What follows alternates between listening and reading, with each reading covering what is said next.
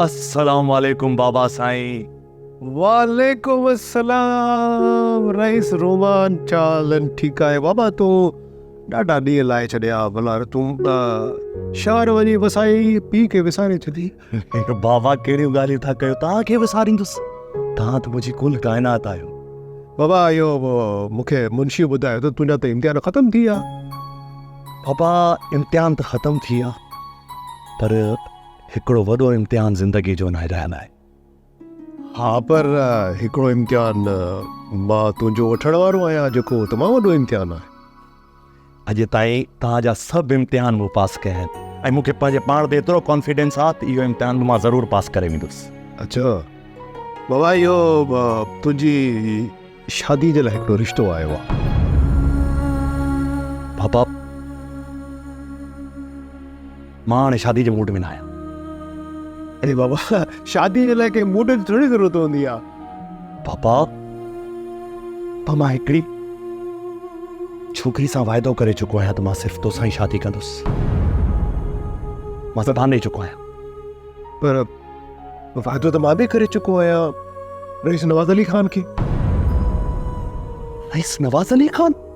पर पापा हुनजी धीउ त अंधी आहे ऐं तव्हां मूंखे हिकिड़ी अंधी जे सहारे मुंहिंजी ज़िंदगी तबाह करणु था चाहियो। अरे बाबा अंधी आहे त छा थी पियो, ॾाज में 200 एकड़ ज़मीन खणी ईंदी। पापा छॾियो लालच, सॼी ज़िंदगी तव्हां हिन लालच जे पोयां। मां पंहिंजी ज़िंदगी इन 200 एकड़नि ते क़ुर्बान न कंदुसि।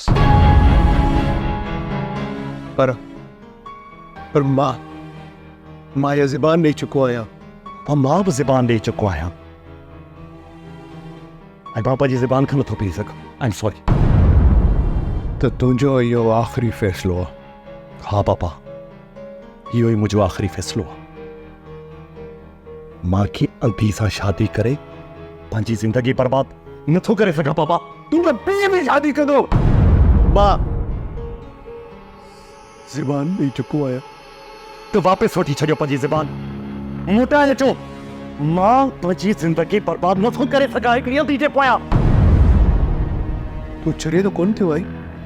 तुंहिंजी मां बि त लूली लंगड़ी हुई, पर ॾाज में 500 एकड़ ज़मीन खणी आई हुई। पापा तव्हां ईअं चए मुंहिंजी अम्मा जी ऐं मुंहिंजी तौहीन करे रहिया आहियो ऐं तूं मुंहिंजी नाफ़रमानी करे रहियो आहे।